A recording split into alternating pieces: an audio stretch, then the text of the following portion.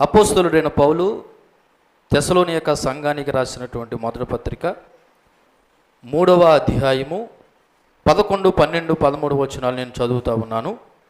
మన తండ్రి అయిన దేవుడు మన ప్రభువైన యేసును మమ్మల్ని నిరాటంకంగా మీ యొద్దకు తీసుకుని వచ్చునుగాక.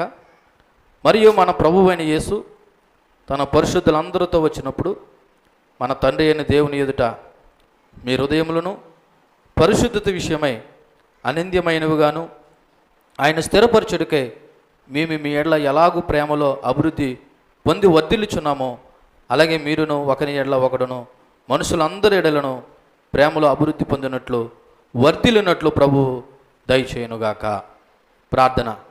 పరిశుద్ధుడైన ప్రభువా, మీ ఘనమైన మహోన్నతమైన నామమునకు వందనములు కృతజ్ఞతాస్తులు చెల్లిస్తూ ప్రతి వారము మేము ధ్యానం చేస్తున్న ఈ యొక్క మొదటి పత్రికలో ఉన్న 3వ అధ్యాయంలో ఈ చదవబడిన 3 వచనాల్లో ఉన్న సత్యమును సారాంశమును గ్రహించి అది మా జీవితాల్లో విశ్వాస బ్రతుకులో మేము కొనసాగించుటకు కృప చూపించమని బలహీనుడు నలుపుడైన నన్ను మీ చేతులకు అప్పగించుకుంటూ మీ సంఘమనబడుతున్న బిడ్డలతో మీరే మాట్లాడి మహిమ పొందమని యేసుక్రీస్తును నామములో ఈ ప్రార్థన అడిగి వేడుకొంచున్నాం తండ్రి, ఆమేన్.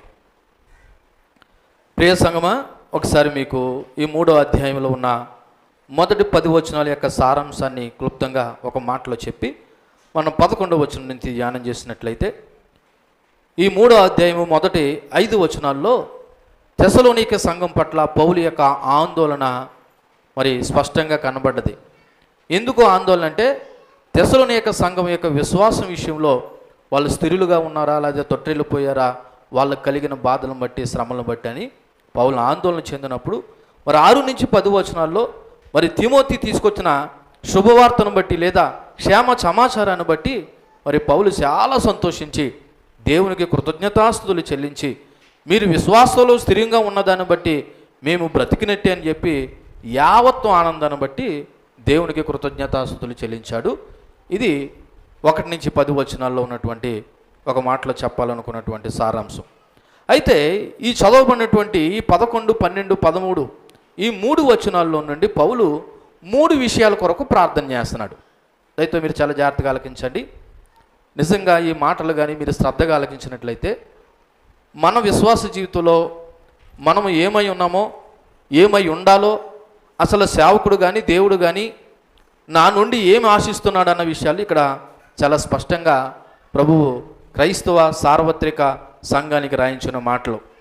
ఈ 3 వచనాల నుండి పౌలు 3 విషయాల కొరకు ప్రార్థన చేస్తున్నాడు. అందులో మొట్టమొదటి ప్రార్థన ఏంటంటే తెస్సలోనికి వెళ్ళటానికి వీలు కలిగించమని, అనగా ఏ విధమైన ఆటంకం కలగకుండా నేను తెస్సలోనిక సంఘానికి వెళ్ళాలని వీలు కలిగించమని పౌలు ఏం చేస్తున్నాడంటే దేవునికి ప్రార్థన చేస్తున్నాడు. రెండోది, వారి ప్రేమ ఒకరి పట్ల ఒకరు మరియు అందరి పట్ల అభివృద్ధి చెందాలని ప్రార్థన చేస్తున్నాడు. ఇది 3 వచనాలు కూడా ప్రార్థనే. వారి ప్రేమ ఒకరి పట్ల ఒకరు అలాగే అందరి పట్ల కూడా వాళ్ళ ప్రేమ అభివృద్ధి చెందాలని ప్రార్థన చేస్తున్నాడు. మూడోది, ప్రభు రాకడ సమయంలో వారి హృదయాలు పరిశుద్ధంగాను నిందారహితంగా ఉండాలని ప్రార్థన చేస్తున్నాడు. ఇది అపోస్తలుడైన పౌలు చేసినటువంటి ప్రార్థన. మరి ఈ 3 వచనాలకి మనం పెట్టుకున్నటువంటి అంశం ఏంటంటే విశ్వాసము, ప్రేమ, పరిశుద్ధత కలిగి ప్రభు రాకడ కొరకు సంసిద్ధులై ఉండాలి. ఏంటండి? విశ్వాసము, ప్రేమ, పరిశుద్ధత కలిగి ప్రభు రాకడ కొరకు ఏమై ఉండాలంట? సంసిద్ధత, అనగా సిద్ధపాటు గురించి ఈ 3 వచనాలు మనకు జ్ఞాపకం చేస్తున్నాయి. ఈ 3 క్రైస్తవ సంఘంలో ఉండాలని, ముఖ్యంగా తెస్సలోనిక సంఘంలో ఉండాలని పౌలు భక్తుడు ఏం చేస్తున్నాడంటే ప్రార్థన చేస్తున్నాడు. చూడండి 11వ వచనం నేను చదువుతూ ఉన్నాను. మన తండ్రి అయిన దేవుడును మన ప్రభువైన యేసును మమ్మును నిరాటంకంగా మీ యొద్దకు తీసుకుని వచ్చును గాక అని మొదటి ప్రార్థన. చూడండి, ఇక్కడ పౌలు భక్తుడు మన తండ్రి మన ప్రభువు అని అంటున్నాడు. అంటే అర్థం ఏంటి? నేను ఏ తండ్రిని అయితే నమ్మారో మీరు కూడా అదే తండ్రిని నమ్మారు. నేను ఏ ప్రభువునైతే విశ్వసించానో మీరు కూడా అదే ప్రభువుని విశ్వసించారు. సో మనందరికీ తండ్రిని, మనందరికీ ప్రభువు ఆయనే అనే ఉద్దేశంలో ఇక్కడ ఏకత్వాన్ని చూపిస్తూ ఉన్నాడు. ఏకత్వం అంటే నేను వేరు మీరు వేరు కాదు, మీరు నేను ఒకటే, మనము నమ్మిన దేవుడు ఒక్కడే, మనం విశ్వసిస్తున్న దేవుడు ఒక్కడనే ఉద్దేశంతో మన తండ్రి అయిన దేవుడును మన ప్రభువు అయిన యేసును అని మాట్లాడుతూ మమ్మును అంటే పౌలు, శీల, తిమోతిలు ఉన్నారు కదా, ఆ మమ్మును నిరాటంకంగా ఏ విధమైన ఆటంకం లేకుండా మీ యొద్దకు ప్రభువే లేదా తండ్రే తీసుకుని వచ్చునుగాక అని ఏం చేస్తాడు ఈయన?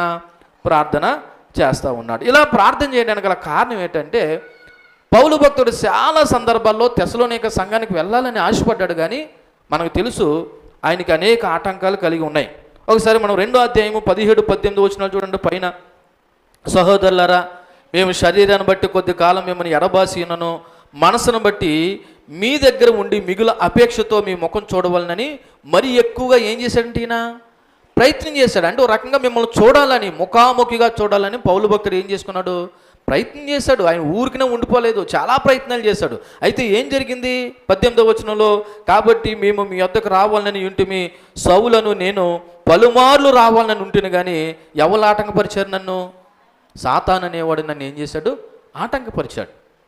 కాబట్టి ఈసారి ఎలాగైనాను మీ దగ్గర రావాలని, అటువంటి వీలు ప్రభువే కల్పించాలని నేను దేవునికి ఏం చేస్తున్నానంటే ప్రార్థన చేస్తున్నానని ఈ యొక్క 11వ వచనంలో మాట్లాడుతూ ఉన్నాడు.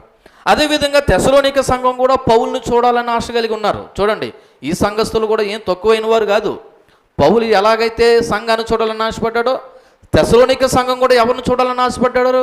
పౌలుని. ఆ మాట కూడా చూడండి, 3వ అధ్యాయము 6వ వచనంలో రాయబడింది ఆ మాట.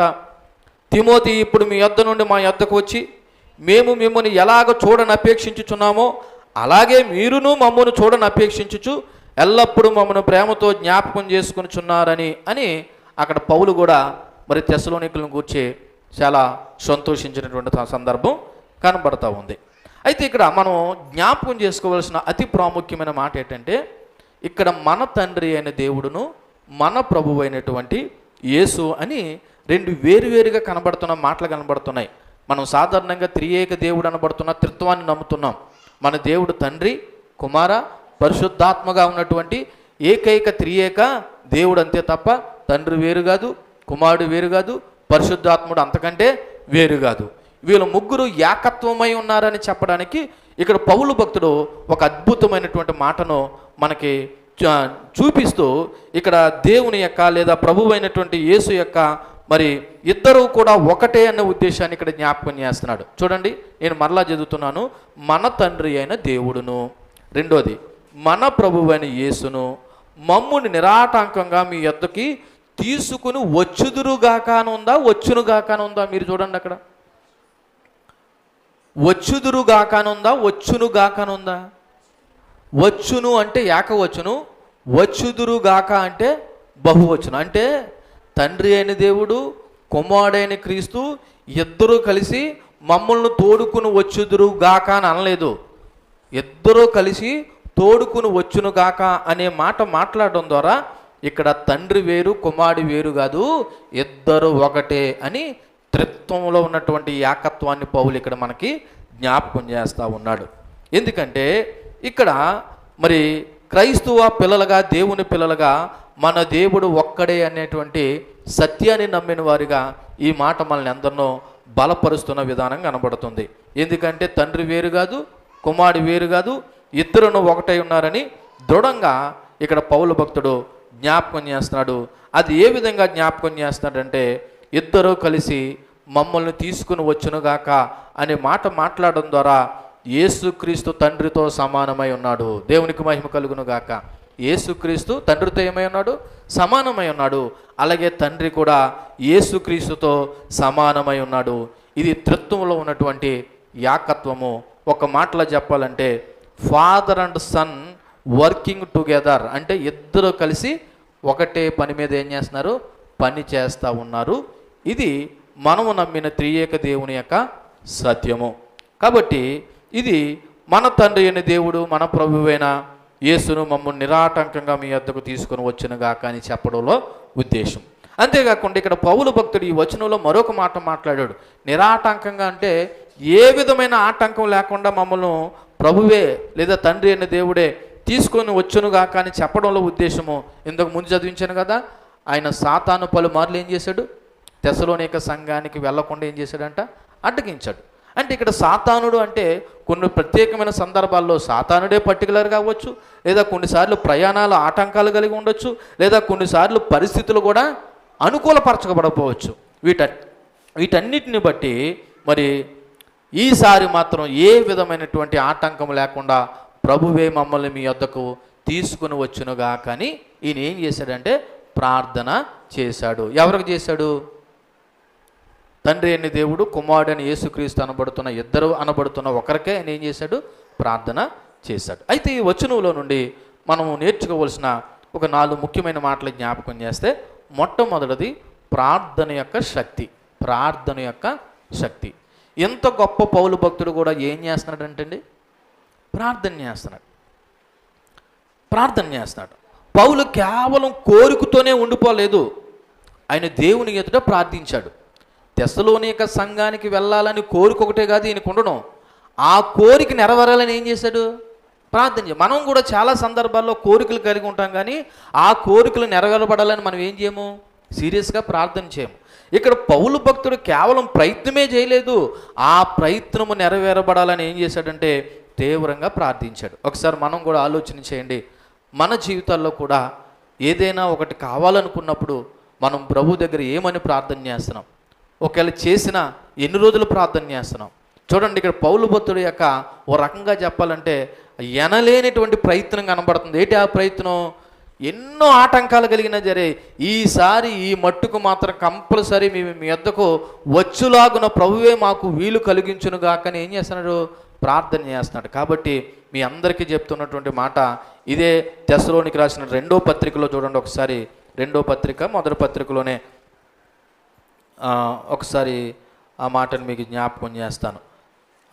విసుకక నిత్యము ప్రార్థన చేయవలనటువంటి మాట మనకి కనబడుతూ ఉంటుంది. ఎందుకంటే దేవుని పిల్లలుగా మనం అందరము కూడా విసుకక నిత్యము ఏం చేయాలి? ప్రార్థన చెయ్యాలనే విషయాన్ని బట్టి మీ అందరికీ కూడా జ్ఞాపకం చేస్తూ ఉన్నాను. కాబట్టి చూడండి, ఇక్కడ పౌలు కేవలం కోరికతోనే సరిపెట్టుకోకుండా దేవుని ఎదుట ఏం చేశాడు? ప్రార్థించాడు. రెండోది ఏంటంటే దేవుడు మన మార్గాలను సరళం చేస్తాడు. దేవుడు మన మార్గాలను ఏం చేస్తాడు? సరళం అంటే మార్గం ఏర్పాటు చేస్తాడు. ఏ విధంగా ఏర్పాటు చేస్తాడంటే తన చిత్త ప్రకారం, అనగా మనం అడిగింది ప్రభువుకి చిత్తమైతే, నువ్వు ఏదైతే ప్రభు దగ్గర ప్రార్థిస్తున్నావో అది దేవుని చిత్తమైతే, దేవునికి ఇష్టమైతే తప్పకుండా ఆయన మార్గాన్ని ఏం చేస్తాడు? సరళం చేస్తాడు. ఏదో దేవునికి వ్యతిరేకమైనది, విరోధమైనది నువ్వు ప్రార్థన చేసి ప్రభువా నువ్వు తప్పకుండా నాకు సహాయం చేయాలంటే ఆయన సహాయం చేయడు. ఏ విషయంలో సహాయం చేస్తాడు ఆయన? దేవునికి చిత్తానుసారమైనది నువ్వు ప్రార్థన చేసినప్పుడు తప్పకుండా ప్రభు ఏం చేస్తాడంటే తన మార్గాన్ని సరళము చేస్తాడు. ఇది మనం ధైర్యంగా ఉండవలసిన పని. మూడోది, ఇక్కడ పాస్టర్ గారి యొక్క ప్రేమ సహవాసం కనబడుతుంది. పాస్టర్ గారి యొక్క ప్రేమ సహవాసం. ఏంటి ప్రేమ? తెస్సలోనిక సంఘాన్ని ఎలాగైనా నేను ఏం చేయాలి? చూడాలి. వారితో నేను ఏం చేయాలి? సహవాసం చేయాలి. ఇక్కడ ఒక విషయం చెప్తున్నాను, చాలా జాగ్రత్తగా ఆలకించండి. పాస్టర్ గారికి ఎందుకంటే అంత సహవాసం? పాస్టర్ గారికి ఎందుకు అంటే, నేను ఎందుకు ఈ మాట చెప్తున్నానంటే, మనకు సహవాసం అవసరం లేదనుకున్న వాళ్ళ గురించి నేను మాట్లాడుతున్నాను. సహవాసం ఎందుకు అవసరమో తెలుసా? చూడండి, దేవుని పిల్లలు ఒకరితో ఒకరు దైవికమైన సహవాసం చేయడం వల్ల మనం ఆధ్యాత్మికంగా బలపరచబడతాం. ఇక్కడ పాస్టర్ గారు అనగా పౌలు గారి యొక్క సంఘం పట్ల ప్రేమ కనబడుతుంది. అలాగే సంఘ సభ్యులను వాళ్ళతో సహవాసం చేసి మరింతగా బలపరచాలని తపన కనబడుతుంది. ఇప్పుడు పౌలు గారిని వాళ్ళని ఒక చూసే వచ్చేయాలనుకోవట్లేదు. వాళ్ళతో మరలా వీలైతే కొన్ని వారాలో కొన్ని నెలలో ఉండి వాళ్ళతో సహవాసం చేసి వాళ్ళని ఇంకా విశ్వాసంలో బలపరచాలని పౌలు గారి యొక్క తపన కనబడుతుంది. అంటే ఇది పాస్టరల్ హార్ట్ అని చెప్పాలి, అనగా సేవకుని యొక్క హృదయము. అలాగే నాలుగవదిగా తండ్రి అనబడుతున్నటువంటి దేవుడు, కుమారుడు అనబడుతున్న యేసుక్రీస్తు ఇద్దరి మధ్య సహవాసం ఉంది. అది చూడండి, తండ్రి అనబడుతున్న దేవుడు, కుమారుడు అనబడుతున్న యేసుక్రీస్తు ఇద్దరి మధ్య ఏముంది? సహవాసం ఉంది. అంటే ప్రార్థనలో వీళ్ళిద్దరి పేర్లు ప్రస్తావించడం ద్వారా వీళ్ళిద్దరూ ఏకత్వాన్ని కలిగి ఉన్నారని చెప్తున్నాడు. అలాగే ఇద్దరూ కూడా ఒకే దైవత్వాన్ని కలిగినటువంటి దేవుడుగా ఉన్నారనే విషయాన్ని కూడా పౌలు భక్తుడు జ్ఞాపకం చేస్తున్నాడు. మనలో మన మాట, తండ్రి కుమార పరిశుద్ధాత్మ అనబడుతున్న వాళ్ళే సహవాసం కలిగి ఉంటే మరి సంఘం అనబడుతున్న వారు సహవాసము చెయ్యాలా వద్దా మీరే చెప్పండి. తండ్రి కుమార పరిశుద్ధాత్మ అనబడుతున్న ముగ్గురు ఒకరితో ఒకరు ఏం కలిగి ఉన్నారు? సహవాసం. ఇక్కడ ఎవరు ఎక్కువ కాదు, తక్కువ కాదు. మరి దేవుని పిల్లలుగా సంఘం అనబడుతున్న మనం కూడా ఒకరితో ఒకరికి ఏం చేయాలి తెలుసా? సహవాసం చేయాలి. ఇది మనకి ఈ వచనం మరి జ్ఞాపకం చేస్తున్నమాట. చూడండి, 12వ వచనాన్ని నేను చదువుతూ ఉన్నాను.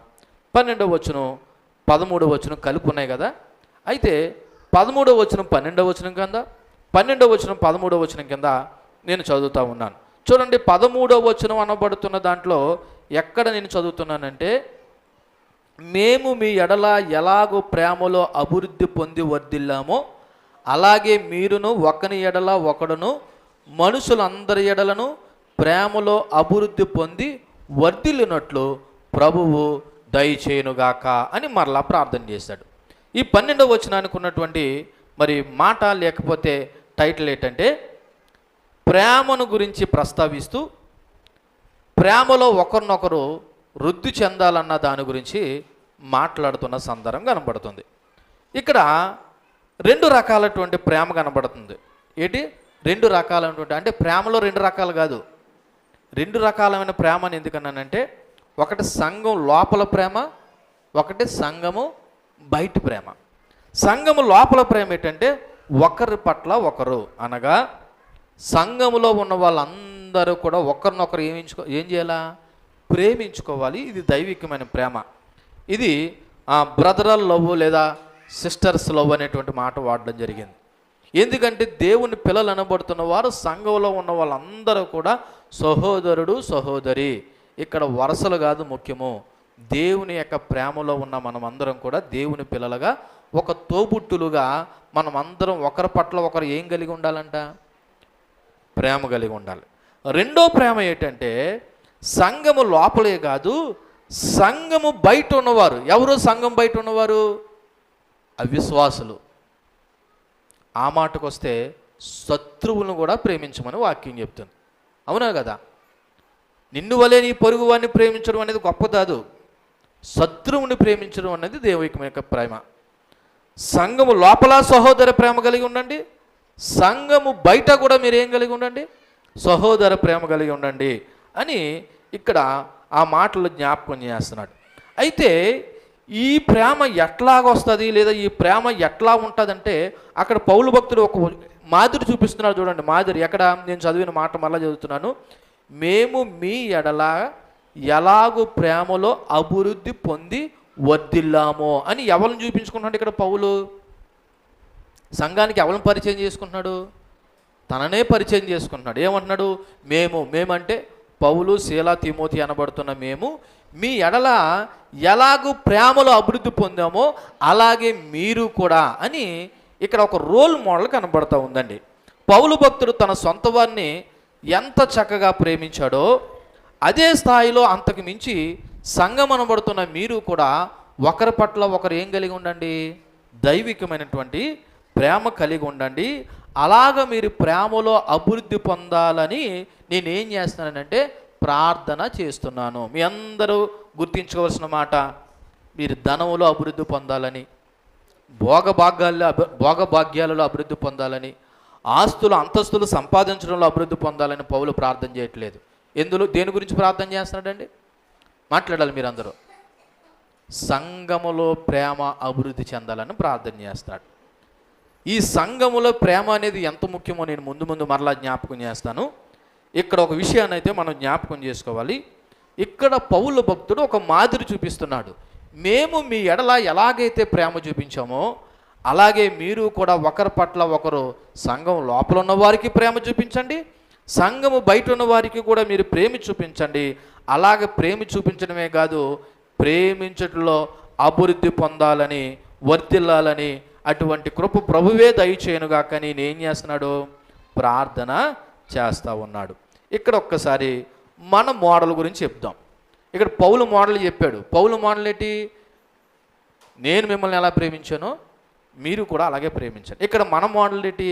మన మోడల్ అని నేను ఎందుకన్నానంటే, సాధారణంగా క్రైస్తవ సంఘాలు కూడా ఇలాగ ఉన్నాయి. నచ్చిన వారిని ప్రేమిస్తున్నారు తప్ప శత్రువులను, అన్యులను క్రైస్తవ సంఘాలు కూడా ఏం చేయట్లేదు? ప్రేమించట్లేదు. ఇది దైవికమైన ప్రేమ కాదని చెప్తున్నాడు పౌలు భక్తుడు. ఈ రోజున మనం నచ్చిన వారిని ప్రేమించడం లేకపోతే నచ్చకపోతే ద్వేషించడం అనేది దేవుని యొక్క ప్రేమ మాత్రం ఏ మాత్రము కాదు. అటువంటి వాడు క్రైస్తవుడే కాదని మనం అర్థం చేసుకోవాలి. ఇక్కడ పౌలు భక్తుడు ఒక అద్భుతమైనటువంటి ఉదాహరణగా చెప్తున్నాడు. ఏమని చెప్తున్నాడంటే, ఇదిగో మేము మీ ఎడల ఎలాగైతే ప్రేమలో అభివృద్ధి పొంది వర్ధిల్లామో అలాగే మీరును ఒకని ఎడల ఒకడును అనగా మనుషులందరి ఎడలను ప్రేమలో ఏం చేయాలంటే మీరు అభివృద్ధిలో వర్ధిల్లినట్లు ప్రభువే దయచేయనుగాక అని మాట్లాడడం వల్ల ఇక్కడ మనం దేవుని పిల్లలుగా దేవుని సంఘంగా దైవికమైన ప్రేమలో ఎంత అద్భుతంగా వర్ధిల్లాలన్నది ఒకసారి మనం అర్థం చేసుకోవాలి. అయితే ఇక్కడ ఒక విషయం చెప్పాలి. నిజానికి తెస్సలోనిక సంఘం ప్రేమలో వర్ధిల్లలేదని కదా అర్థం. చూడండి, గిన్నె నిండి పొర్లు అంటారు కదా, అంటే ఏంటి? దేవుని ప్రేమలో అంతగా మీరు వర్ధిల్లాలని ఒక రకంగా చెప్పాలంటే చూడండి, 3వ అధ్యాయం 6వ వచనంలో వాళ్ళ ప్రేమ గురించి మాట్లాడుతున్నాడు. తిమోతి ఇప్పుడు మీ యొద్ద నుండి మా యొద్దకు వచ్చి మేము మిమ్మల్ని ఎలాగో చూడని అపేక్షించున్నామో అలాగే మీరును మమ్మల్ని చూడని అపేక్షించు ఎల్లప్పుడూ మమ్మల్ని ప్రేమతో ఏం చేసుకున్నారు మీరు. అంతేకాదు మీ విశ్వాసమును గూర్చియు మీ ప్రేమను గూర్చియు సంతోషకరమైన సమాచారాన్ని మాకు తెచ్చాడు తిమోతి అంటున్నాడు. అంటే ఆల్రెడీ తెస్సలోని సంఘం ప్రేమ ఉందా లేదా మాట్లాడాలి. మీరు ప్రేమ ఉందా లేదా? ఉన్నా జరే ఇంకా ఎందులో అభివృద్ధి చెందాలని చెప్తున్నాడు పౌలు. ఇంకా మీరు ప్రేమలో అభివృద్ధి పొందాలని చెప్తున్నాడు. చూడండి, ఇక్కడ దైవికమైన ప్రేమ ఎంత గొప్పదో అని చెప్పడానికి పౌలు భక్తుడు మాట్లాడిన మాటను బట్టి మనం చాలా ఆలోచించవలసిన అవసరం ఉంది. ఈ ప్రేమ గురించి ఒక మాట చెప్పాలండి. ఏడు చెప్పమంటారా? సంఘము వాక్యం అనే పునాది మీద కట్టబడితే ఆ సంఘములో ఉన్న విశ్వాసులు ప్రేమ వలన బలపరచబడతారు. మీకు సింపుల్గా అర్థం అవ్వాలి చెప్పాలంటే, ఇటిక్కి మధ్యలో ఉన్నటువంటి సిమెంట్ ఏదైతే ఉందో మాలు అని అంటాం చూసామా, అది దేవుని ప్రేమ. నేను దానితో పోల్చి చిన్న చూపు చేయాలని కాదు. ఒక ఇటుకు మధ్యలో ఉన్న సంబంధాన్ని బలపరచడానికి ఏం ఉపయోగిస్తాం మనం? అలాగే సంఘములో ఉన్న విశ్వాసులు ఒకరు బలపరచబడ్డానికి ఏంటి చెప్పమంటారా? దేవుని ప్రేమే. ఈ రోజున సంఘాలు కట్టబడలేకపోవడానికి కారణం, సంఘంలో ఐక్యత సమాధానం లేకపోవడానికి కారణం ఏంటో తెలుసా? దేవుని ప్రేమ సంఘంలో లేదు కాబట్టి అక్కడో ఇటుక ఇక్కడో ఇటుక, అదో గోడ ఇదో గోడ అన్నట్టుగా ఏదో పేరుకి 4 గోడలు కనపడుతున్నాయి తప్ప నిజానికి సంఘము క్రీస్తును పునాది మీద కట్టబడలేకపోతుంది. దానికి కారణం ఏంటో చెప్పమంటారా? ఇదిగో దేవుని ప్రేమ లేకపోవడమే. ఒకవేళ ఉన్నా అభివృద్ధి చెందకపోవడమే. మీకు విషయం చెప్పమంటారా? ప్రేమ ఉంటే సరిపోదు, ప్రేమలో ఏం చెందాలంట? అభివృద్ధి చెందాలని ప్రార్థన చేస్తున్నాడు. మీరు అనొచ్చు, మాకెందుకు లేదండి దేవుని ప్రేమ, ఒకవేళ ఉంటే ఉండునుగాక, దేవుడు మిమ్మల్ని దీవించునుగాక. కానీ ఆ ప్రేమలో కానీ మీరు వర్ధిల్లకపోతే మీరు ప్రేమ కలిగి ఉన్న ప్రయోజనం ఏమీ లేదు. అక్కడ రాయబడిన మాట మరలా నేను చదువుతున్నాను చూడండి, 13వ వచనం లాస్ట్ మాట, ప్రేమలో అభివృద్ధి పొంది వర్ధిల్లునట్లు. వర్ధిల్లడం అంటే మీకు ఆల్రెడీ ప్రేమ ఉంది, ఆ ప్రేమ ఇంకా ఏమవ్వాలి? ఎక్కువ అవ్వాలి. రోజు రోజుకి, నెల నెలకి, సంవత్సరానికి దేవుని ప్రేమలో వర్ధిల్లకపోతే మనం ఫెయిల్ అయినట్టే. కాబట్టి ఈ వచనం నుండి కొన్ని ముఖ్యమైన మాటలు జ్ఞాపకం చేసుకుంటే, మొదటగా ప్రేమ అభివృద్ధి చెందాలి. ఏం చెందాలండి? ప్రేమ. ఏ ప్రేమ? దేవుని ప్రేమ అభివృద్ధి చెందాలి. మీకు ఒక విషయం చెప్తున్నాను చూడండి, అందరూ ఆలకించండి. 1వ తరగతి చదవకుండా 2వ తరగతికి ఎలాగ వెళ్ళలేమో, విశ్వాసం లేకుండా ప్రేమ అభివృద్ధి చెందదు. అందరూ జ్ఞాపకం చేసుకోండి. విశ్వాసం లేకుండా ఏమీ అభివృద్ధి చెందదు, దేవుని ప్రేమ అభివృద్ధి చెందదు. అసలు మనలో దేవుని ప్రేమ అభివృద్ధి చెందట్లేదంటే ఫస్ట్ ఏది లేదన్నమాట. గుర్తుపెట్టుకోండి సంగమా, విశ్వాసం లేదని అర్థం. అందుకే మేము ప్రారంభంలోనే చెప్పాను, మన టైటిల్ ఏంటంటే విశ్వాసము, ప్రేమ, పరిశుద్ధతతో కూడిన దేవుని రాకడ కొరకు సిద్ధపాటు. అంటే దేవుని రాకడ కొరకు సిద్ధపడాలంటే ముందు మనలో ఏముండాలి? విశ్వాసం ఉండాలి. విశ్వాసం ఉన్న వాళ్ళలోనే దేవుని ప్రేమ ఉంటుంది, దేవుని ప్రేమ ఉన్న వాళ్ళలోనే పరిశుద్ధత ఉంటుంది. క్లియర్? కాబట్టి మనమందరం కూడా ప్రేమలో అభివృద్ధి చెందాలి. అలా అభివృద్ధి చెందాలంటే అందరూ విశ్వాసంలో స్థిరంగా ఉండాలి. విశ్వాసం లేకుండా ప్రేమ ఉండదు, ప్రేమ లేకుండా విశ్వాసము పూర్తి అవ్వదు. మళ్ళీ చెప్తున్నాను, విశ్వాసం లేకుండా ప్రేమ ఉండదు, ప్రేమ లేకుండా విశ్వాసము పూర్తి అవ్వదు, కంప్లీట్ అవ్వదు. అలాగే రెండోది, క్రైస్తవ సంఘము ప్రేమించుకోవాలి. ఏంటి ప్రేమించుకోవడం? నేను యవనస్తుల మధ్య మాట్లాడే ప్రేమ గురించి మాట్లాడట్లేదు, పరిశుద్ధమైనటువంటి దైవికమైన ప్రేమ. ఆ ప్రేమ ఎలా ఉంటుంది చెప్పమంటారా? శ్రమలలో ఒకరినొకరు ఏం చేసుకుంటారంట? ఆదరించుకుంటారు. అది సంఘము ప్రేమించుకోవడం అంటే.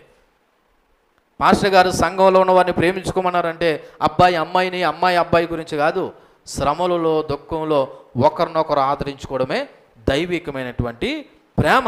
అటువంటి ప్రేమే సంఘాన్ని బలంగా కట్టడానికి ఉపయోగపడుతుంది.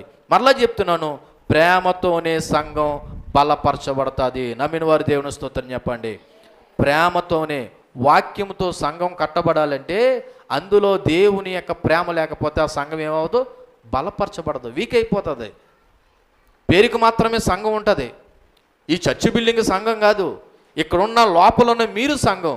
మీరు బలంగా ఉంటేనే, మీరు దైవికంగా ఉంటేనే, మీరు ప్రేమలో ఒకరినొకరు అభివృద్ధి చెందుతూనే అప్పుడు మీరు దైవికమైన ప్రేమను కలిగి ఉన్నట్టు. మీకు ఒక విషయం చెప్పమంటారా?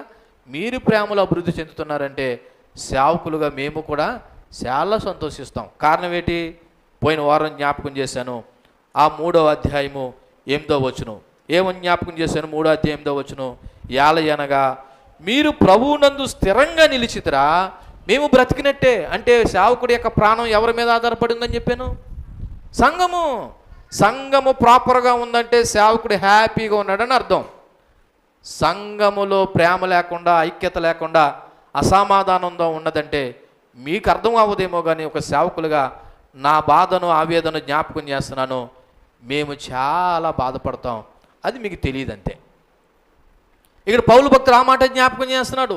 ఇదిగో మీరు ప్రభువునందు స్థిరంగా నిలిచితరా మేము బ్రతికినట్టే. అంటే మా ప్రాణాధారం ఎవరన్నమాట? సంఘం.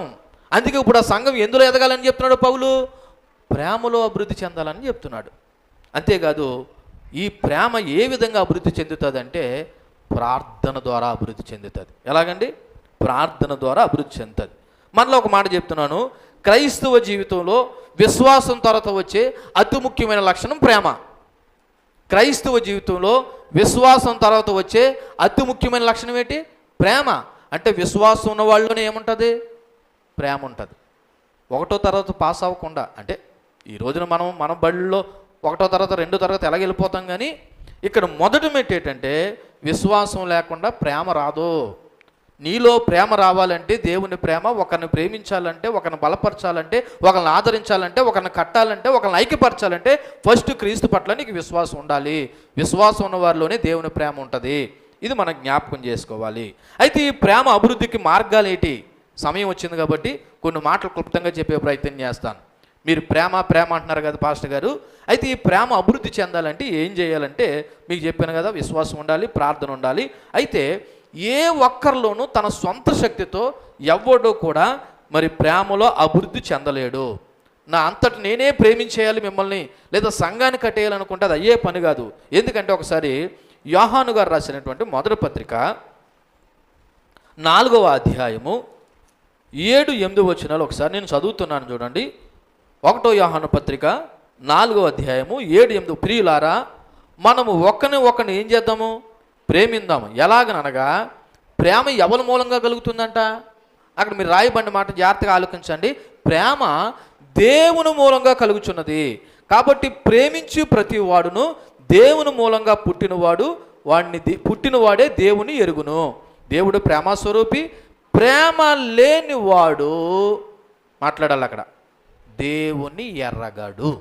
అంటే ఇప్పుడు సంఘములో ప్రేమ లేకపోతే వాళ్ళు దేవుని ఎరిగినట్ట ఎరగలేనట్ట? చెప్పండి, మాట్లాడండి. మరి ఏ ప్రేమ? మరి మీరు ప్రేమిస్తున్నారా? మీరు ప్రేమిస్తున్నారు. ఎవరో తెలుసా? నచ్చిన వారిని ప్రేమిస్తున్నారు, నచ్చని వారిని దూరం పెడుతున్నారు. ఇష్టమైన వారితో ప్రేమగా ఉంటున్నారు, శత్రువులతో దూరంగా ఉంటున్నారు. మరి పాస్టర్ గారు వాళ్ళు చేసిన గాయం అంటే నువ్వు నేను దేవుడికి చేసిన గాయం కంటే ఈ గాయాలు పెద్దవేమీ కాదు. అక్కడ రాయబడిన మాట, ప్రియులారా మనం ఒకరినొకరు ఏం చేద్దాము? ప్రేమిందాము. ఏలయనగా ప్రేమ దేవుని మూలంగా కలుగుచున్నది. ప్రేమించు ప్రతివాడు దేవుని మూలంగా పుట్టినవాడు.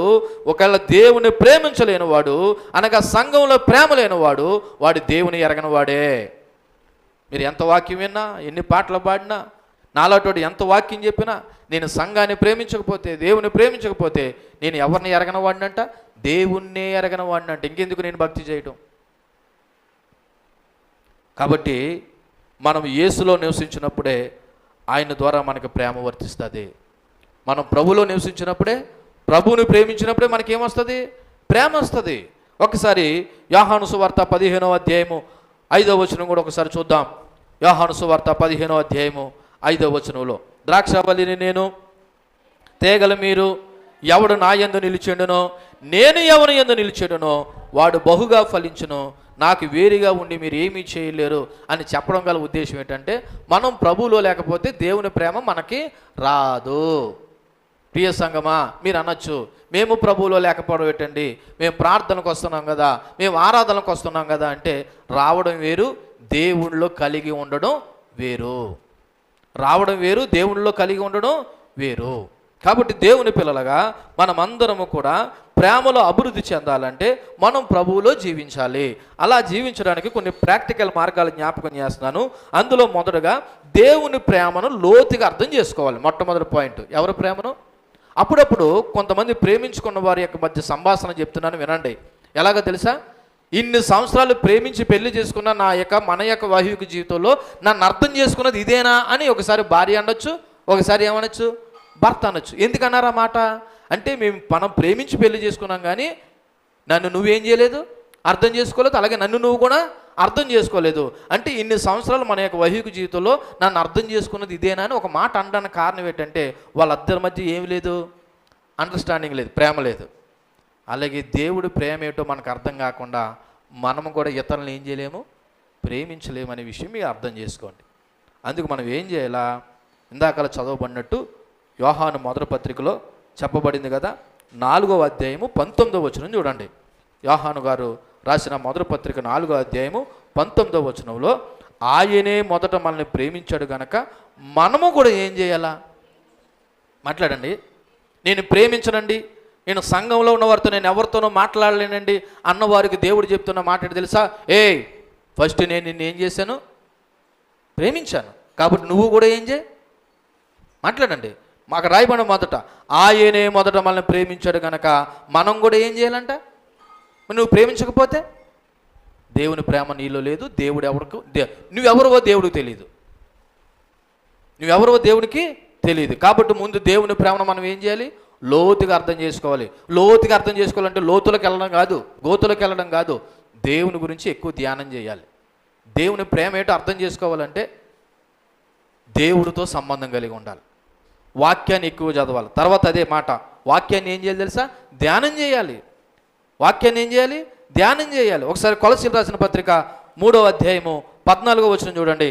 కొలసీలు రాసిన పత్రిక 3వ అధ్యాయము 14వ వచనం.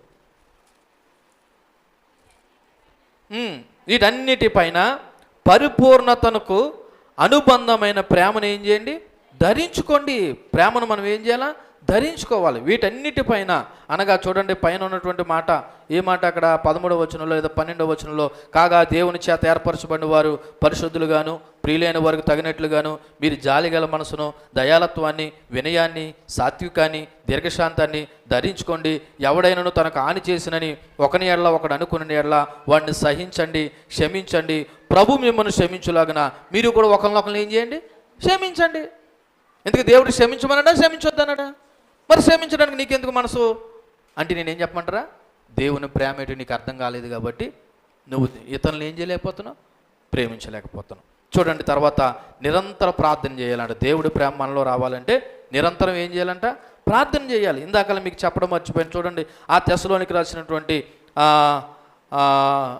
ఫిలిప్పీలకు రాసినటువంటి పత్రిక 1వ అధ్యాయము 9వ వచనంలో, ఫిలిప్పీలకు రాసినటువంటి పత్రిక 1వ అధ్యాయము 9వ వచనంలో ఏమని రాయబడి ఉన్నదంటే, మీరు శ్రేష్టమైన కార్యములను వివేచింపగలవారగుటకు మీ ప్రేమ ఎలా ఉండాలంటే అండి, తెలివితోనూ సకల విధమైన అనుభవ జ్ఞానంతో కూడినదే అంతకంతకు అభివృద్ధి పొందవలనని, ఇందువలన దేవునికి మహిమయు స్తోత్రయు కలిగినట్లు మీరు యేసుక్రీస్తు వలన నీతి ఫలంతో నిండుకొనిన వారే క్రీస్తు దినమునకు నిష్కపటులను నిర్దోషులను కావాలని ఏం చేస్తున్నాను? ప్రార్థిస్తున్నానని పౌలు భక్తుడు ఇక్కడ కూడా ఒక రకమైన ప్రార్థన కనబడుతుంది. సో మీకు అర్థమయ్యేలా భాషలో చెప్తున్నాను, అందరూ ఆలకించండి. మనలో దేవుని ప్రేమ అభివృద్ధి చెందాలంటే ఫస్ట్ మనము దేవుని లోతుగా అర్థం చేసుకోవాలి. రెండోది వాక్య ధ్యానము చేయాలి. మూడోది ఏం చేయాలంటే ప్రార్థన చేయాలి. నాలుగోది ఏంటంటే క్షమించాలి ఇతరులని. ఏం చేయాలి? మన పరలోక ప్రార్థనలు ఏమని ప్రార్థిస్తున్నాం? తండ్రి ఇతరుల యొక్క అపరాధములు క్షమించినట్లు మా అపరాధాలు కూడా క్షమించు. అంటే మన అపరాధాలు క్షమించబడాలంటే ఇతరులు మనం ఏం చేయాలి? క్షమించాలి. దానికి కూడా ఎఫెసీయులకు రాసిన పత్రిక 4:32 ఉంది. టైం అయిపోతుంది చూడండి. తర్వాత ప్రేమను క్రియల్లో చూపించాలంట. అమ్మా, ప్రేమను ఎక్కడ చూపించాలా? ఉదాహరణకి నేను అంటాను, అమ్మా రూతు నువ్వంటే నాకు చాలా ప్రేమరా అని అన్నాను అనుకో, నోటు మాటే కదా, ఏం పోయింది? ఎంతైనా చెప్తాను. కానీ నేను ఎంత ప్రేమిస్తున్నానన్న తనకు తెలియాలంటే తనకు హాని కలిగించే విధంగా నేను ఏం చేయాలి? హాని కలిగించకుండా తన మేలు కొరకు నేను ఏం చేయాలంటే క్రియలలో చూపించాలి. ఈ రోజున చాలామంది ప్రేమిస్తున్నానని చెప్పి ప్రేమించుకుని ఏం చేసుకున్నారంటే హాని చేసుకుంటున్నారు ఒకరికొకరు. అది లోక సంబంధమైన ప్రేమలో అలా ఉండొచ్చేమో, కానీ దైవికమైన ప్రేమలో ఇతరులు ఒకరినొకరు ఏం చేసుకోకూడదు? హాని చేసుకోకూడదు. అందుకే కదా ఏమంటున్నాడు? ఇదిగో మీరు సంఘము లోపలే కాదు, సంఘము బయట కూడా మీరు ప్రేమలో అభివృద్ధి పొంది వృద్ధి చెందాలని మీ కొరకు నేను ఏం చేస్తున్నాను? ప్రార్థన చేస్తున్నాను అంటున్నాడు. కాబట్టి మనం ప్రేమను క్రియల్లో చూపించాలి. మరి ముఖ్యంగా ఈ మాట చదివితే మీకు కొద్దిగా ఆశ్చర్యం వేస్తుందేమో. రోమీలకు రాసినటువంటి పత్రిక 5వ అధ్యాయము 3, 4, 5 వచనాలు ఒకసారి చూద్దాం. రోమీలకు రాసినటువంటి పత్రిక 5వ అధ్యాయము 3, 4 వచనాలు. అంతేకాదు శ్రమ ఓర్పును, ఓర్పు పరీక్షను, పరీక్ష నిరీక్షణను కలుగు చేయనని ఎరిగి శ్రమల యందు అతిశయపడుదుము. అంటే మీకు వీటి తెలిసి ఈ మాటకు అర్థం ఏంటి తెలుసా? ఇలా చూడండి, శ్రమల ద్వారానంట ప్రేమ అభివృద్ధి చెందుతుందంట. మనం ఏమంటాం? శ్రమలు వచ్చేసాయి, కష్టాలు వచ్చేసాయి అని అంటాం. శ్రమల ద్వారా ఏం అభివృద్ధి చెందుతుందంట? ప్రేమ.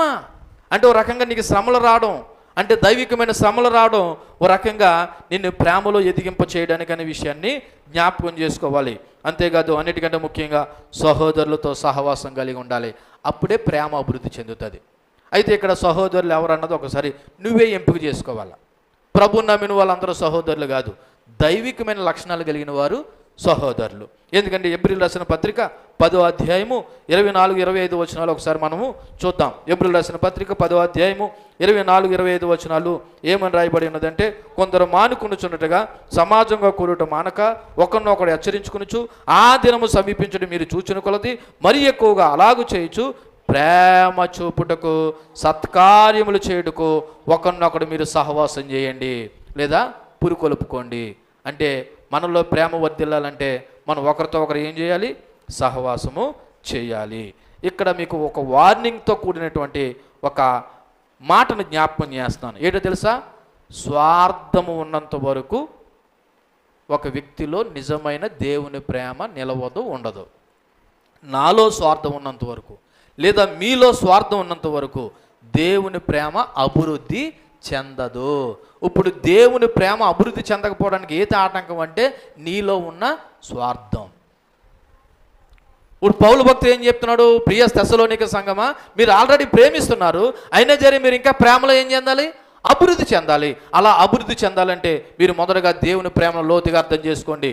వాక్యం ధ్యానం చేయండి, నిరంతర ప్రార్థన చేయండి, ఇతరులను క్షమించడం నేర్చుకోండి, శ్రమలు వచ్చినప్పుడు కృంగిపోకండి, ఇదిగో ఒకరినొకరు క్రియల్లో ప్రేమ చూపించండి, అన్నిటి ముఖ్యంగా సహోదరులతో సహవాసం కలిగి ఉండండి. ఇవేమీ లేకుండా మీలో దైవికమైన ప్రేమ అనేది అభివృద్ధి చెందదు అని ఈ యొక్క 12వ వచనం మనం జ్ఞాపకం చేస్తున్నటువంటి మాట. ఇక చివరగా 13వ వచనాన్ని జ్ఞాపకం చేస్తాను. 13వ వచనం అనగా 12వ వచనం. మరియు మన ప్రభువైన యేసు తన పరిశుద్ధులందరితో వచ్చినప్పుడు మన తండ్రి అయిన దేవుని ఎదుట మీ హృదయములను పరిశుద్ధత విషయమై అనింద్యమైనవిగాను ఆయన స్థిరపరచుటకే అని రాయబడి ఉన్నది. ఈ వచనం మనకి ఏం చెప్తుందంటే, సంగమా ఆలకించండి, ప్రభు రాకడ సమయాన్ని అనగా ప్రభు వచ్చు రాకడ సమయంలో విశ్వాసుల హృదయ స్థితి ఎలా ఉండాలో చెప్తుంది. విశ్వాసుల యొక్క హృదయ స్థితి ఎలా ఉండాలి? ఎవరు? ప్రభు వచ్చే సమయానికి లేదా మనం పోయే సమయానికి, ప్రభు వచ్చే సమయానికి మన హృదయ స్థితి ఎలా ఉండాలన్నది ఇక్కడ దేని గురించి జ్ఞాపకం చేస్తున్నాడంటే ఆయన రెండో రాకడ గురించి జ్ఞాపకం చేస్తున్నాడు. ఈ పత్రిక ఉన్న ప్రాముఖ్యత మీకు జ్ఞాపకం చేశాను కదా. 5 అధ్యాయాల్లోనూ కూడా రాకడ గురించి రాయబడి ఉంటుంది. మొదటి అధ్యాయంలో చూడండి 10వ వచనంలో, నేను లాస్ట్ నుంచి 10వ వచనం అంటే లాస్ట్ నుంచి 4వ లైన్ చదువుతున్నాను. అనగా రాబో ఉగ్రత నుండి మనల్ని తప్పించుచున్న ఆయన కుమారుడైన యేసు పరలోకము నుండి వచ్చును. ఇది దేని గురించి చెప్పబడి మాట? రెండో రాకడ. అలాగే 2వ అధ్యాయంలో ఎక్కడ చెప్పబడి ఉన్నది చూడండి, 19వ వచనంలో 2వ అధ్యాయం 19వ వచనం, ఏలయనగా మా నిరీక్షణ అయినను ఆనందమైనను అతిశయ కిరీటమైనను ఏది, మన ప్రభువైన యేసు రాకడా సమయాన్ని అన్నాడు. ఇప్పుడు 3వ అధ్యాయంలో ఈ చదవబడిన 12వ వచనంలో కూడా ఏమని రాయబడి ఉన్నదంటే, మన తండ్రి అయిన దేవుని ఎదుట మీ హృదయాలు ఎలాగ ఉన్నాయి అన్నది 2వ రాకడ గురించి ఇక్కడ పౌలు భక్తుడు మరలా జ్ఞాపకం చేస్తున్నాడు. ఎందుకంటే ఇక్కడ ఉన్న మీరందరూ నమ్మండి, విశ్వసించండి, ప్రభువు 2వ మారు రాబోతూ ఉన్నాడు. నమ్మిన వారు దేవుని స్తోత్రం చెప్పండి. దేవునికి మహిమ కలుగును గాక. అయితే మరి తెస్సలోనిక సంఘస్థు విషయమై ఇక్కడ పౌలు భక్తుడు ఏమని చెప్తున్నాడంటే, మరి మన హృదయం అంట ఎలాగ ఉండాలంట, పరిశుద్ధంగాను అనింద్యముగాను ఉండాలంట. ఏటి పరిశుద్ధంగాను ఏటి అనింద్యంగాను అని చెప్పడానికి ముందు ఆయన అంట 2వ రాకడలో ఎలాగొస్తాడన్నాడో చూడండి. అక్కడ 12వ వచనంలో, మరియు మన ప్రభువైన యేసు తన పరిశుద్ధులందరితో వచ్చినప్పుడు. ఎవరు పరిశుద్ధులు? ఒకసారి మనం ప్రశ్న వేస్తే, ఈ పరిశుద్ధులు ఎవరో కాదు, ఆల్రెడీ భూమి మీద దేవుని విశ్వసించి ప్రేమలో వృద్ధి చెంది వాళ్ళు బ్రతుకు కాలంలో పరిశుద్ధంగా అనిందులుగా ఎవరైతే బ్రతికి చచ్చిపోయారో వాళ్ళే ప్రభు వచ్చేటప్పుడు 2వ రాకడ సమయంలో ప్రభుతో వస్తారు. ఆ మాటే 4వ అధ్యాయము 16వ వచనంలో ఉంది చూడండి. ఆర్భాటంతోనూ ప్రధాన దూత శబ్దంతోనూ దేవుని బోరతోనూ పరలోకం నుండి ప్రభు దిగివచ్చును, క్రీస్తునందుండి మృతులైన వారు మొదట లేస్తారు, ఆలే ప్రభుతో వస్తారన్నమాట. ఈ 12వ వచనంలో చెప్పబడిన మాట. ఇక్కడ పరిశుద్ధులు అంటే ఆకాశంలో ఉండే దేవదూతలు అనుకున్నారనక కాదు. ఆల్రెడీ భూమి మీద దేవుని నమ్మి విశ్వసించి సంఘములో ప్రేమలో వర్ధిల్లి ఇదిగా ఎవరైతే పరిశుద్ధంగా ఈ భూమి మీద వాళ్ళ యొక్క మానవ శరీర దేహాలు ఆత్మలను కాపాడుకుని ప్రభు కొరకు భయము భక్తి కలిగి ఉండి ఎవరైతే చనిపోయారో ఆ చనిపోయిన వారే ప్రభు వచ్చేటప్పుడు 2వ మారు ఆయన వెంట పెట్టుకుని వస్తాడంట. కాబట్టి మీరు అనుకుని ఈయన ఏదో పరిశుద్ధులతో వస్తానంటే ఆల్రెడీ పరలోకంలో ఉన్నటువంటి ఆ దూతలను అనుకోకండి. ఈ భూమి మీదే దేవుని కొరకు భయము భక్తి కలిగిన వారే ఆ పరిశుద్ధులు అనే విషయం మనకి అర్థం కావాలి. ఓ రకంగా చెప్పాలంటే వీళ్ళు క్రైస్తవులే తప్ప దేవదూతలు కాదు. అయితే ఈ రాకడ సమయంలో తండ్రి అయిన దేవుని ఎదుట మన హృదయ స్థితి గురించి ఇక్కడ మాట్లాడుతున్నాడు పౌలు. ఏటి హృదయ స్థితి? డాక్టర్ గారు హార్ట్ తీసి ఆర్టాడతారు కదా, ఆ హృదయం గురించి మాట్లాడలేదు. ఇక్కడ హృదయ స్థితి అంటే ఆంతరంగిక జీవితం. ఇక్కడ హృదయ స్థితి అంటే ఏంటి? ఆంతరంగిక జీవితం అంటే ఆలోచనలు, కోరికలు, ఉద్దేశాలు దేవుని దృష్టిలో ఎలాగ ఉన్నాయన్నది ఒక్కసారి ఇక్కడ పౌలు భక్తుడు జ్ఞాపకం చేస్తున్నాడు. ఏమంటున్నాడు 12వ వచనంలో, మరియు మన ప్రభువైన యేసు తన పరిశుద్ధులందరితో వచ్చినప్పుడు చూడండి మన తండ్రి అయిన దేవుని ఎదుట. అంటే ఇప్పుడు మనం అందరూ ఎక్కడి నుంచోవాలి? మాట్లాడినామా? మనమందరూ ఎక్కడి నుంచోవాలి? మన తండ్రి అయిన దేవుని ఎదుట నించున్నప్పుడు ఎలా ఉండాలంటే అక్కడ రాయబడిన మాట, మీ హృదయాలు పరిశుద్ధత విషయమై అనింద్యంగా ఉండాలంటండి. ఇదండి దేవుడు కోరుకుంటున్నదే. అమ్మా మీ అందరికీ చేతులెత్తి నమస్కారం చెప్తున్నాను. మీరు ప్రభుకి ఎంత ఇచ్చారన్నది కాదు, ఎన్ని చేశారన్నది కాదు, మీరు ఎంత ప్రభు కొరకు ఈ భూమి మీద ఉండగా ప్రయాసపడ్డారన్నది కాదు, మీ హృదయ స్థుతి దేవుని దృష్టికి పరిశుద్ధంగా ఉందా లేదన్నది ఒక్కటే చూస్తున్నాడు. అక్కడ రాయబడిన మాట అదే, తండ్రి అయిన దేవుని ఎదుట మీ హృదయ స్థితి ఎలా ఉండాలని చెప్తున్నాడు? అనింద్యముగా ఉండాలి. అంటే ఏంటి అనింద్యం? అంటే నింద లేకుండా ఉండాలనే విషయాన్ని జ్ఞాపకం చేస్తున్నాడు. అంటే పవిత్రం చేయడము, పాపం నుండి శుద్ధి చేయబడ్డము, ఇది ఒక్కసారి జరిగేటువంటి ప్రక్రియ కాదు, ఇది నిరంతర ప్రక్రియ. అంటే ఏంటి చెప్పమంటారా? మీకు అర్థమయ్యే భాషలో చెప్పాలంటే పరిశుద్ధత 3 విధాలుగా ఉంటుందండి. పరిశుద్ధత 3 విధాలుగా ఉంటుంది. అది ఏంటన్నది నేను ముందు చెప్తాను. ఇక్కడ నిందారహితులుగా ఉండడం అంటే, మరి నిందారహితులుగా అంటే నిందించడానికి ఏమీ లేని స్థితి. నిందించడానికి ఏమీ లేని స్థితి అంటే ఏంటి? మనలో పరిశుద్ధత ఉండాలి, నిష్కలంకం ఉండాలి, అన్నిటికంటే ముఖ్యంగా దేవుని సంస్థలో నిలబడే స్థితి ఉండాలి. ఆ స్థితి గురించి ఇక్కడ మాట్లాడుతూ ఉన్నాడు. ఆ స్థితి క్రీస్తు రాకడ దృష్ట్యా మనం అందరం కూడా పరిశుద్ధులుగా ఉండాలని ఏప్రిల్ రాసిన పత్రిక 12వ అధ్యాయము 14వ వచనం చెప్తుంది. చూడండి, ఏప్రిల్ రాసిన పత్రిక 12వ అధ్యాయము 14వ వచనం ఏం చెప్తుంది? అందరితోనూ సమాధానమును పరిశుద్ధత కలిగి ఉన్నట్టుకు ప్రయత్నం చేయండి, పరిశుద్ధత లేకుండా ఎవడనూ కూడా ప్రభువుని చూడాడు. ఏమి లేకుండానంటండి? ఆధార్ కార్డు లేకుండానా, పాన్ కార్డు లేకుండానా, బ్యాంక్ అకౌంట్ లేకుండానా అన్నాడా? అవేమీ మాట్లాడలేదు. ఏమన్నాడు? నువ్వు ప్రభువుని చూడాలంటే నీలో ఏముండాలని చెప్పాడు? పరిశుద్ధత ఉండాలి. అలా పరిశుద్ధతగా ఉండడానికి మనం అక్కడ ఇంకో పని కూడా చేయాలంట. ఏమని రాయబడి ఉన్నది చూడండి, అందరితో సమాధానము. ఈ రోజున సంఘంలో లేనిది అదే కదా. ఒకరితో ఒకరికి ఏమీ లేదు, సమాధానం లేదు, ప్రేమ లేదు, ఐక్యత లేదు. అలాంటిదప్పుడు మనం దేవుని ముందర నిలబడగలుగుతామంటామా? మాట్లాడండి, నిలబడలేరు. ఇక రాయబడిన మాట మరలా నేను చెప్తా ఉన్నాను చూడండి. తెస్సలోనికీయులకు రాసిన పత్రిక 3వ అధ్యాయం 12వ వచనంలో మన ప్రభువైన యేసు తన పరిశుద్ధులందరితో వచ్చినప్పుడు మన తండ్రి అయిన దేవుని ఎదుట మీ హృదయాలు ఎలా ఉండాలంటండి? మాట్లాడరండి, పరిశుద్ధంగా ఉండాలి. ఏంటి పరిశుద్ధంగా ఉండడం అంటే మీకు కొన్ని విషయాలు జ్ఞాపకం చేస్తూ ఉంటాను. ఏంటో తెలుసా? ఇక్కడున్న మన అందరి లక్ష్యము పరిశుద్ధత ఉండాలంట. ఇక్కడున్న మన అందరి లక్ష్యం ఏంటి? లక్ష్యం అంటే ఏం కాదు, మన గురి ఏమై ఉండాలంట? పరిశుద్ధత. పిల్లలకు పెళ్ళిళ్ళు ఎలా చేయాలి, రేపు పొద్దున వాళ్ళ పిల్లలు కన్నా తర్వాత వాళ్ళకి పురుళ్ళు ఎలా పోయాలి, వాళ్ళ పిల్లలకి ఏం చేయాలి, వాళ్ళ పెద్ద మనుషులు అయితే ఏం చేయాలి, ఇది కాదండి జీవితం అంటేనే. ఈ రోజున మనుషులు దీనికే ప్రాకులాడుతున్నారు. అసలు వాక్యంలో లేనివి, లోకానుసారమివి అవి పట్టుకుని ఎలాడుతున్నారు ప్రజలు. అసలు పరిశుద్ధత ఉందా లేదా? పరిశుద్ధత కొరకు నేను బ్రతుకుతున్నానా? ఆ పరిశుద్ధ కొరకు బ్రతికే క్రమంలో నా జీవితం నేను ప్రభు దగ్గర ఎలా కట్టుకుంటున్నాను అన్న ఆలోచన ఏం లేదు. లోకానుసారంగా చేయడం, లోకానుసారంగా బ్రతకడం, లోకం లోకం లోకం లోకం లోకం లోకం. ఓ రకంగా చెప్పాలంటే లోకానుసారంగానే బ్రతికి చచ్చిపోయేలాగా ఉన్నారు. కానీ ఇక్కడ మన అందరి యొక్క గురి ఏమై ఉండాలంట? పరిశుద్ధత అయి ఉండాలని చెప్తున్నాడు వాక్యము. చూడండి, క్రైస్తవ జీవితము ఈ 3 గుణాలు కలిగి ఉండాలి. మొదటిది విశ్వాసము, 2 ప్రేమ, 3వది పరిశుద్ధత. అప్పుడే అది సంపూర్ణమైన క్రైస్తవ విశ్వాస జీవితం అవుతుందంట. ఎప్పుడు సంపూర్ణమైన జీవితం అవుతుంది? విశ్వాసము, ప్రేమ, పరిశుద్ధత. ఈ 3 ఏ వ్యక్తిలో ఉంటాయో ఆ వ్యక్తి సంపూర్ణమైన క్రైస్తవుడు అవుతాడు. రెండోది, ప్రభు రాకడ కొరకు సిద్ధపడాలి. ఇక్కడున్న మనం అందరూ దేని కొరకు సిద్ధపడాలి? ప్రభు రాకడ కొరకు. యేసు రాకడ యేసు రాకడ ఎప్పుడైనా జరగచ్చు, ఒకవేళ ఎప్పుడైనా మనమైనా పోవచ్చు.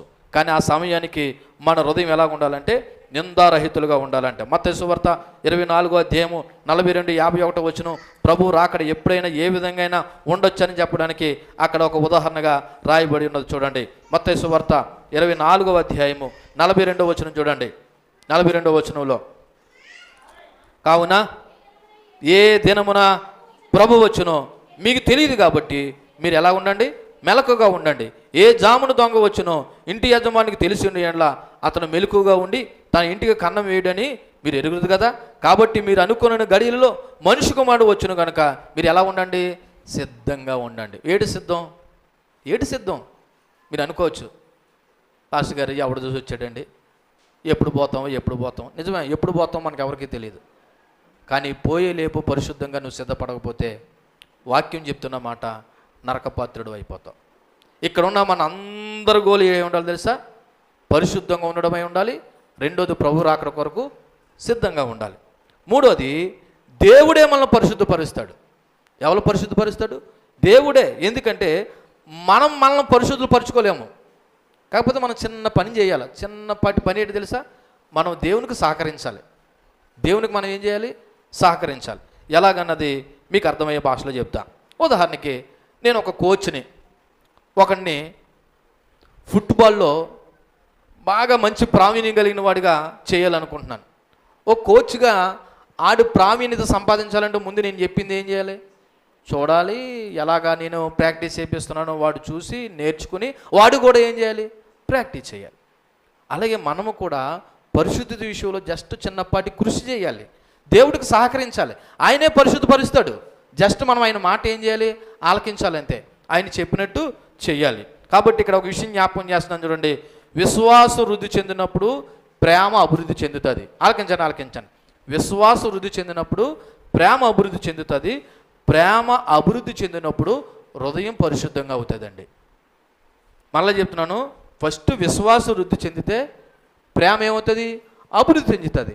ప్రేమ అభివృద్ధి చెందుతుందంటే హృదయం కూడా ఏమవుతుందో తెలుసా? శుద్ధిపరచబడుతుంది. ఫైనల్గా దేవుడు ఏం కోరుకుంటున్నాడు మనలో నుండి? పరిశుద్ధత కోరుకుంటున్నాడు. ఇక్కడ కూడా నేను పరిశుద్ధతను పెంపొందించుకోవాలంటే ఏం చేయాలన్న మాట చెప్పి ముగిస్తాను. ఇందాక ప్రేమ మనలో పెరగాలంటే ఏం చేయాలని చెప్పాను కదా. ఇక్కడ పరిశుద్ధత కూడా పెంపొందించుకోవాలంటే యాజ్ పర్ బైబిల్ ప్రకారము పరిశుద్ధత అనేది మన సొంత శక్తి సామర్థ్యాలతో సాధ్యము కాదు. దేవుని మీద ఆధారపడడం ద్వారా, ఆయన సహకారాన్ని కోరుకోవడం ద్వారా ఇది మనకి సాధ్యమవుతుంది. మరి దేవుని మీద ఆధారపడడం అంటే ఏంటి తెలుసా? ఫస్ట్ మనకు పునాది అవసరం. పునాది అంటే ఏంటి తెలుసా? మారు మనసు పొందడం అవసరం. ఏం పొందడం? మారు మనసు పొందడం. ఎందుకంటే ఒక వ్యక్తి కొత్తగా జన్మించకపోతే మనము క్రీస్తులో విశ్వాసం కలిగి ఉండలేము. అందుకే యోహాను సువార్త 3వ అధ్యాయము 3వ వచనంలో అక్కడ నికోదేముతో మాట్లాడినటువంటి మాటను ఒకసారి జ్ఞాపకం చేసుకుంటే, ఇదిగో అందుకు యేసు అతనితో ఒకడు క్రొత్తగా జన్మిస్తేనే కానీ అతడు దేవుని రాజ్యం చూడలేనని నీతో నిశ్చయముగా చెప్పుచున్నాను అన్నాడు. అందుకు నికోదేమన్నాడంట, ముసలివాడే నేను మనుషుడు ఎలాగ జన్మింపగలడు? రెండవ మారు తల్లి గర్భమందు ప్రవేశించి జన్మింపగలడా అని ఆయన అడగగా యేసు ఇట్లా అన్నాడంట, ఒకడు నీటి మూలంగాను ఆత్మ మూలంగాను జన్మిస్తేనే కానీ దేవుని రాజ్యంలో ప్రవేశింపలేడని మీతో నిశ్చయముగా చెప్పుచున్నాను. అంటే ఒకడు క్రొత్తగా జన్మించాలి. పరిశుద్ధత మనలో రావాలంటే ఏం చేయాలి? మాట్లాడండి. కొత్తగా జన్మించాలి. అది మొదటిదైతే. రెండోది, ఇక్కడ పరిశుద్ధత 3 రకాలని చెప్పాను. ఏంటి 3 రకాలు అంటే? పరిశుద్ధత 3 రకాలుగా ఉంటుందని కాదు, 3 భాగాలుగా లేదా 3 మన జీవితంలో జరుగుతాయి. ఒకటి ఫస్ట్ది స్థానిక పరిశుద్ధత. అంటే స్థానిక పరిశుద్ధత అంటే ఈ ఊరికి సంబంధించిన పరిశుద్ధత కాదు. విశ్వాసం ద్వారా క్రీస్తులో కొత్తగా జన్మించిన వాడు పొందుకునే పరిశుద్ధతను ఏమంటారంటే స్థానిక పరిశుద్ధత అంటారు. ఇది రక్షణ కార్యం. ఒక రకంగా చెప్పాలంటే ఏంటి? మీరు రక్షణ పొందుకున్నారా అని అంటారు కదా. రక్షణ పొందుకోవడం అంటే బాప్తిసం కాదు, నీలో జరిగే ఆత్మకార్యాన్ని ఏమన్నారంటే రక్షణ కార్యం. ఇది స్థానిక పరిశుద్ధత. రెండోది ఏంటో తెలుసా? ప్రగతి పరిశుద్ధత. ప్రగతి పరిశుద్ధత అంటే రోజువారీ జీవితంలో పాపం తగ్గుతూ ఉండాలా, పరిశుద్ధత పెరుగుతూ ఉండాలి. ఇది నిరంతర ప్రక్రియ. దీన్నే ప్రగతి పరిశుద్ధత. ప్రగతి అంటే నడవడం, ప్రగతి అంటే ఏంటి? నడవడం. ఏం తగ్గాలంటే మన జీవితంలో పాపం తగ్గుతూ ఉండాలా, పరిశుద్ధత పెరుగుతూ ఉండాలి. దీన్ని ప్రగతి పరిశుద్ధత అన్నారు. మీకు అర్థమయ్యే భాషలో చెప్పాలంటే నేనే ఉన్నానండి. నేను ప్రభువు నాకు నమ్మక ముందు తాగుబోతోని, తిరిగిపోతోని, తిండిపోతోని, ఇవన్నీ అవలక్షణాలు నాలో ఉన్నాయి. ఇప్పుడు ప్రభువు నన్ను ఆకర్షించాడు అంటే ఇప్పుడు ఫస్ట్లో నాలో ఏం కలిగిందంటే స్థానిక పరిశుద్ధత కలిగింది. ఇప్పుడు ప్రగతి పరిశుద్ధత జరగాలంటే ఇంతకు ముందున్న తాగుబోతానని ఇప్పుడు నేను ఏం చేయాలి? ఇంతకు ముందున్న తిండిపోతానని ఇప్పుడు ఏం చేయాలి? అంతకు ముందు ఉన్నటువంటి వ్యభిచార జాగ్రత్త క్రియలను ఇప్పుడు ఏం చేయాలి? అంటే ఒక పక్క పాపం తగ్గుతూ ఏం పెరుగుతూ ఉండాలి? పరిశుద్ధత పెరుగుతూ ఉండాలి. ఇది ప్రగతి పరిశుద్ధత. ఇంకా లాస్ట్ది సంపూర్ణ పరిపూర్ణ పరిశుద్ధత. ఇది ప్రభు రెండోసారి వచ్చినప్పుడు జరుగుతుంది. అంతవరకు మనము ప్రగతి పరిశుద్ధతలో ఏం చేస్తూ ఉండాలి? జీవిస్తూ ఉండాలి. ప్రభు రెండో మారు ఎప్పుడు వస్తాడో తెలీదు, కానీ అనుకోని గడిలో ఆయన వస్తాడు. వచ్చే సమయానికి మన హృదయస్థితి ఎలాగ ఉండాలంట? అనింద్యంగా ఉండాలి. అందుకే మనం పరిశుద్ధంగా బ్రతకాలి. ఈ రోజున పరిశుద్ధంగా బ్రతకాలనే ఆశ కలిగి తృష్ణ కలిగి సంఘంలో బ్రతికే వారు ఎందరో ఉన్నారో ఒకసారి ఆలోచన చేయండి. వచ్చామా, పోయామా, వెళ్ళామా, ఉన్నామే తప్ప ఇదిగో నా గోలు రెండో రాకడలో ప్రభుతో నేను ఉండడము, అందుకొరకు నేను పరిశుద్ధంగా బ్రతకాలి, అందుకు నా బ్రతుకును పవిత్రంగా కాపాడుకోవాలి, పాపానికి దూరంగా ఉండాలి, అనింద్యంగా ఉండాలి, నేను వ్యభిచార జారత్రికలు చేయకూడదు, సంఘంతో సమాధానంగా ఉండాలి, ప్రేమ కలిగి ఉండాలి, విశ్వాసం కలిగి ఉండాలని ఈ రోజున సంఘంలో ఉన్న వారికి ఎంతమందికి ఈ ఆశ ఉంది, ఈ గోల్ ఉంది అన్నది ఒకసారి మీరు ఆలోచన చేయాలనే విషయాన్ని జ్ఞాపకం చేస్తూ ఉన్నాను. ఎందుకంటే యేసు రాకడ శరీరంలో, యేసు రాకడలో ఈ శరీరము సంపూర్ణ పరిశుద్ధతకి లోనవుతుంది. అది ప్రభు రాకడ సమయంలోనే అవ్వచ్చు, లేదా మనం చనిపోయిన తర్వాత అయినా అవ్వచ్చు. కాబట్టి ఈ ప్రగతి పరిశుద్ధత అనేది మనం పొందుకోవాలంటే కొన్ని మాటలు చెప్పి నేను ముగిస్తాను. మనం ఇప్పుడు ప్రజెంట్ ఏ పరిశుద్ధతలో ఉన్నాము? ప్రగతి పరిశుద్ధత. ఒకవేళ నిజంగా మీరు రక్షింపబడిన వారు అయితే, రక్షింపబడలేని వారికి రెండో దానితో కూడా సంబంధము లేదు. మొదటిది ఏదని చెప్పాను? కొత్తగా జన్మించడం. దీన్నే స్థానిక పరిశుద్ధత అనగా ప్రభువులో జన్మించినప్పుడు నీకు వచ్చినటువంటి పరిశుద్ధత. ఈ పరిశుద్ధత రోజు రోజుకి ఏమవ్వాలి? పెరగాలి. పెరగాలంటే ఏం తగ్గాలి? పాపము తగ్గాలి, దేవునికి వ్యతిరేకమైన క్రియలు తగ్గాలి. ఎలా తగ్గుతాయంటే దీనికి సేమ్ దేవుని ప్రేమను లోతుగా అర్థం చేసుకొని రోజువారీ వాక్య ధ్యానం చేస్తూ నిరంతరము ప్రార్థన చేస్తూ ప్రార్థనలో మన పాపాలు ఒప్పుకొని దేవుని సహాయాన్ని కోరుకోవాలి. దీనికి చాలా రెఫరెన్స్లు ఉన్నాయి. మర్చికి ఒక మాట 119వ కీర్తన 9వ వచనం ఒకసారి మనం చూద్దాం. 119వ కీర్తన 9వ వచనం ఏమన్నాడు? అక్కడ యవనస్తులు దేని చేత తమ నడత శుద్ధపరుచుకుందరు, నీ వాక్యమును బట్టి జాగ్రత్తగా చూచుకున్నట్టు కదా. అంటే పరిశుద్ధత దేని మూలంగా కలుగుతుంది? వాక్యం మూలంగా కలుగుతుంది. అలాగే 11వ వచనం కూడా చూడండి. నీ ఎదుట నేను పాపం చేయకున్నట్లు నా హృదయంలో నేను ఏముంచుకుంటాను? వాక్యాన్ని ఉంచు. అంటే నీలో పరిశుద్ధ రావాలంటే నీ హృదయంలో ఏముండాలి? మరి మన హృదయంలో ఏముంటున్నాయి ఈ రోజున? కక్షలు ఉంటున్నాయి, పగలు ఉంటున్నాయి, స్వార్థాలు ఉంటున్నాయి, అసూయలు ఉంటున్నాయి, ఇవి ఉంటున్నాయి. ఏముంచుకోవాలో అది ఉంచుకోలేకపోతున్నాం. అందుకే మనం పరిశుద్ధులుగా బ్రతకలేకపోతున్నాం. ఇంకా చెప్పాలంటే నిరంతర ప్రార్థన చేయాలి అని చెప్పడానికి పేతురు గారు ఒక మాట మాట్లాడారు. చూడండి, పేతురు రాసినటువంటి మొదటి పత్రిక 1వ అధ్యాయము 16వ వచనం. పేతురు గారు రాసినటువంటి మొదటి పత్రిక 1వ అధ్యాయము 16వ వచనం ఏమన్నాడైనా?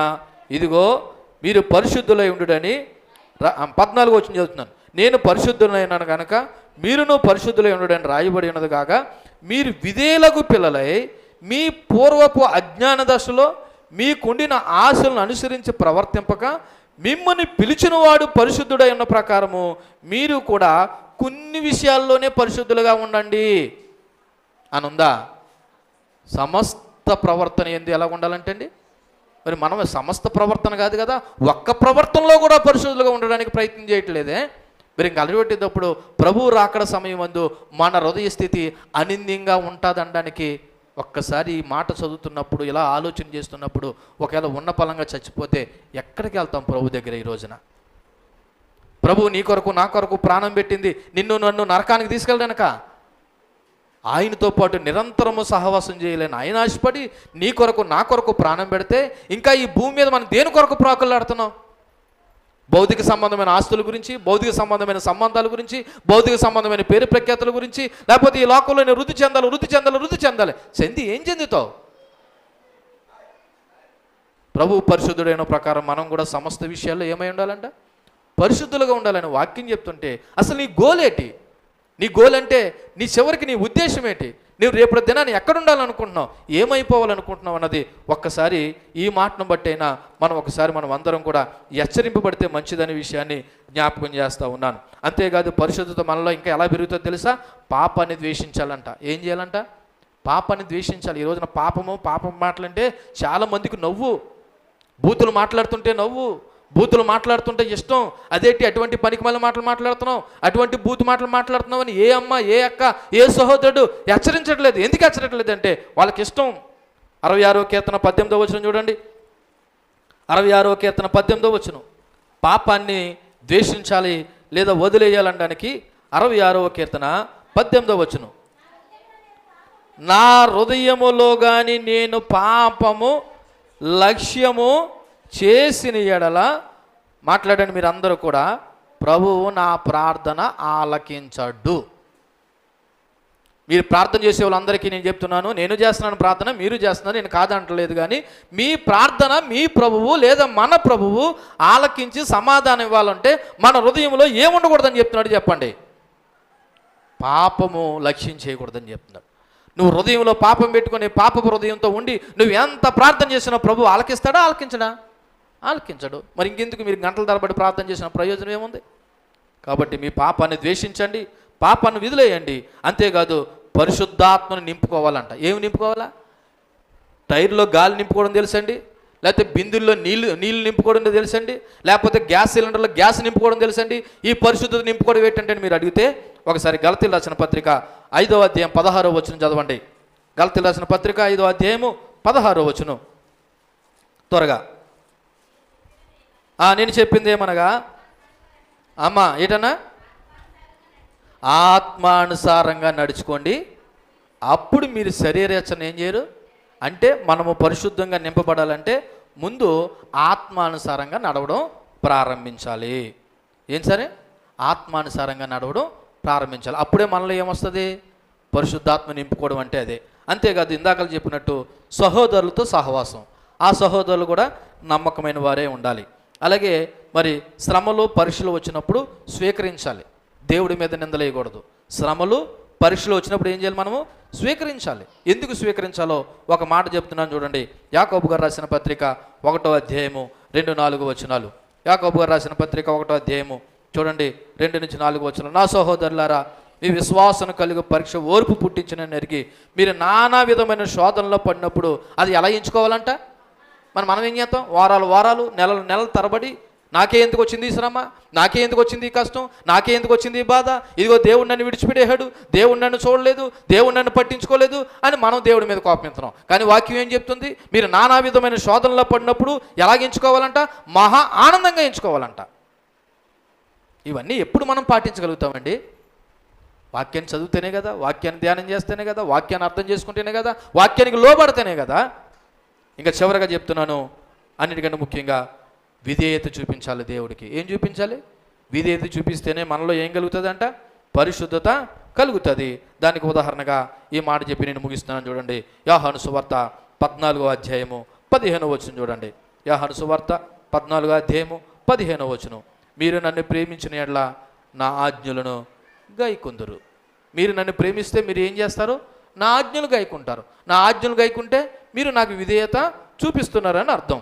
లేకపోతే దేవునికి మన విధేయత చూపించలేని వారమే. చివరగా ఒక మాట చెప్తున్నాను చూడండి, ఈ శరీరంతో, అందరూ ఆలకించండి, ఈ శరీరంతో పరిశుద్ధత పూర్తి సాధ్యం కాదు. ఈ శరీరంతో బ్రతికినంతకాలం మనం ఇంకా పాపపు లక్షణాలు, పాప స్వభావం మన మీద ఏం చేస్తాయి? ఏలుబడి చేస్తూనే ఉంటాయి. కానీ నిరంతరం మనం పరిశుద్ధత కొరకు ప్రయాసపడాలంట. ఈ శరీరంతో ఉన్నంతసేపు మనం పరిశుద్ధులు కాలేము అని చెప్పేసి మనం ఎలా ఉండకూడదు? అపరిశుద్ధంగా ఉండకూడదు. పరిశుద్ధత కొరకు ప్రయాసపడాలంటే ఇందాక చదివాం కదా, తెస్సలోనికీయులకు రాసిన పత్రిక 4వ అధ్యాయము 3-5 వచనాల్లో చూడండి ఆ మాట. ఇందాక మనం చదివిన మాటే, తెస్సలోనికీయులకు రాసిన పత్రిక 4వ అధ్యాయము 3-5 వచనాలు. మీరు పరిశుద్ధులగుటయే, అనగా మీరు జారత్వాన్ని దూరంగా ఉండుటయే దేవుని చిత్తము.